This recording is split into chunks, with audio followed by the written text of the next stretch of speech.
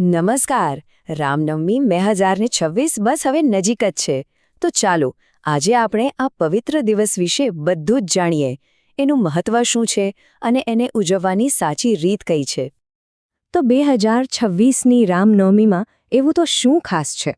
એની સાચી તારીખ કઈ છે? અને હા, પૂજા માટેનો સૌથી સારો સમય કયો ગણાય? ચાલો આ બધા જ સવાલોના જવાબ આપણે આજના આ વિશ્લેષણમાં મેળવીએ. તો સૌથી પહેલા સૌથી મહત્વની વાત તારીખ અને સમય. ચલો એ જાણીએ કે 2026માં રામનવમી ક્યારે છે. તો તારીખ નોંધી લેજો. 2026માં રામનવમી આવી રહી છે 26 માર્ચ ગુરુવારના રોજ. આ એ જ પવિત્ર દિવસ છે જેને આપણે સૌ ભગવાન શ્રી રામના જન્મોત્સવ તરીકે ઉજવીએ છીએ. પણ હા, અહીં તિથિના ચોક્કસ સમય પર ધ્યાન આપવું ખૂબ જ જરૂરી છે. જુઓ, નવમી તિથિ જે છે એ 25 માર્ચની સાંજથી જ શરૂ થઈ જશે અને 26 માર્ચની બપોર સુધી ચાલશે. એટલે કે પૂજા અને બીજા બધા અનુષ્ઠાન માટે આ સમય સૌથી મહત્વનો છે. અને જો સૌથી શુભ સમયની વાત કરીએ ને તો એ છે મધ્યાહ્ન મુહૂર્ત, લગભગ સવારે 11:15 વાગ્યાથી 1:45 વાગ્યા સુધી. એવી માન્યતા છે કે બસ આ જ સમયે ભગવાન રામનો જન્મ થયો હતો. એટલે જ તો આ મુહૂર્તમાં કરેલી પૂજાનું ફળ અનેક ગણું મળે છે. ચાલો તારીખ અને સમય તો જાણી લીધા. હવે વાત કરીએ પૂજાવિધિ અને ઉપવાસની. આ દિવસે પૂજા અને ઉપવાસ કેવી રીતે કરવા એ સમજીએ. જુઓ, અહીં પૂજાના 7 મુખ્ય ચરણ આપેલા છે. શરૂઆત થાય છે સ્નાન અને સંકલ્પથી, મતલબ કે શુદ્ધિથી. એ પછી ભગવાનને આમંત્રણ આપવા માટે મૂર્તિ અને કલશની સ્થાપના કરવામાં આવે છે. પછી આવે છે પંચામૃત અભિષેક, જે એક પ્રકારનું દિવ્ય સ્નાન છે. અને છેલ્લે ભોગ અને આરતીથી આપણે આપણી ભક્તિ અર્પણ કરીએ છીએ. હા, અને રામાયણનો પાઠ તો આખા અનુભવને એક અલગ જ ઊંચાઈ પર લઈ જાય છે. હવે વાત કરીએ ઉપવાસની. ઉપવાસ તો રામનવમીનો એક અભિન્ન અંગ છે, ખરું ને? પણ આ ક્યાંકી ભૂખ્યા રહેવાની વાત નથી. એનાથી શરીરની સાથે સાથે મન અને આત્માની પણ શુદ્ધિ થાય છે.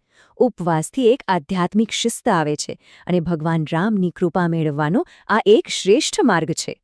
સારું, વિધિ-વિધાન તો સમજ્યા, પણ આ તહેવાર પાછળની કથા શું છે? ચાલો હવે એ સુંદર કથા સાંભળીએ જે આ તહેવારનું હૃદય છે, ભગવાન શ્રીરામની જન્મકથા. વાત શરૂ થાય છે અયોધ્યાના મહારાજા દશરથથી. એમની પાસે રાજપાઠ, ધન સંપત્તિ બધું જ હતું, પણ એક ખોટ હતી. એમને કોઈ સંતાન નહોતું અને આ જ ચિંતા એમને રાત દિવસ સતાવતી હતી. આખરે આ ચિંતા દૂર કરવા માટે રાજા દશરથે ઋષિમુનિઓની સલાહ લીધી અને પુત્ર કામેષ્ઠી યજ્ઞ કરાવ્યો. આ એક અત્યંત પવિત્ર અને વિશેષ યજ્ઞ હતો, જે ખાસ સંતાન પ્રાપ્તિ માટે જ કરવામાં આવતો હતો. અને એ યજ્ઞ સફળ રહ્યો. સ્વયં ભગવાન વિષ્ણુએ રાજા દશરથના ઘરે અવતાર લેવાનું નક્કી કર્યું. એમની સૌથી મોટી રાણી કૌશલ્યાજીએ શ્રીરામને જન્મ આપ્યો. એ જ શ્રીરામ જે આગળ જઈને ધર્મ અને સત્યનો પર્યાય બન્યા. તો આ જન્મકથા તો અદ્ભુત છે. પણ આ કથાની પાછળનો ઊંડો અર્થ શું છે? આ તહેવાર આપણને ખરેખર શું શીખવે છે? ચાલો એને સમજવાનો પ્રયત્ન કરીએ. ભગવાન રામના ઘણા નામ છે, પણ એક નામ એવું છે જે એમને સૌથી અલગ બનાવે છે, અને એ છે મર્યાદા પુરુષોત્તમ.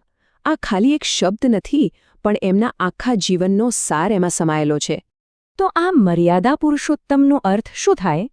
એનો અર્થ છે એ સર્વશ્રેષ્ઠ પુરુષ, જે હંમેશા પોતાના સિદ્ધાંતો અને મર્યાદામાં રહીને જીવે. પછી એ એક આદર્શ પુત્ર હોય, એક આદર્શ પતિ, ભાઈ, કે પછી એક રાજા. એમણે દરેક ભૂમિકા પૂરી નિષ્ઠાથી નિભાવી. એટલે જ તો રામનવમી એ ખાલી એક જન્મજયંતિ નથી. ના, એ તો સત્યની અસત્ય પર જીતનું પ્રતીક છે. એક આદર્શ જીવન જીવવાનો સંદેશ છે, આધ્યાત્મિક શુદ્ધિ મેળવવાનો એક મોકો છે, અને સત્ય અને ન્યાયના મહત્વની ઉજવણી છે. બધું બરાબર છે, પણ એક સવાલ મનમાં જરૂર આવે કે હજારો વર્ષ જૂના આ આદર્શોનું આજના જમાનામાં શું કામ? શું એ આજે પણ એટલા જ લાગુ પડે છે? ચાલો જરા વિચારીએ. રામના સિદ્ધાંતો જેમ કે સત્ય, શિસ્ત, કર્તવ્ય, શું આ બધું આપણી આજની સમસ્યાઓનો ઉકેલ લાવવામાં મદદ કરી શકે છે? અને જવાબ છે હા, બિલકુલ. હંમેશા સત્યના રસ્તે ચાલવું, પોતાની જાત પર કંટ્રોલ રાખવો એટલે કે શિસ્ત જાળવવી, પોતાના પરિવાર અને સમાજ પ્રત્યેની જવાબદારીઓને સમજવી અને નિભાવવી આ એવા કાટ છે જે ભગવાન રામે શીખવ્યા છે અને જે આજે પણ અને હંમેશા એટલા જ અમૂલ્ય રહેશે.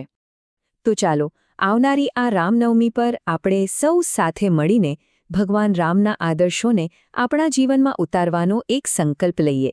બસ આ જ શુભકામના સાથે જય શ્રી રામ.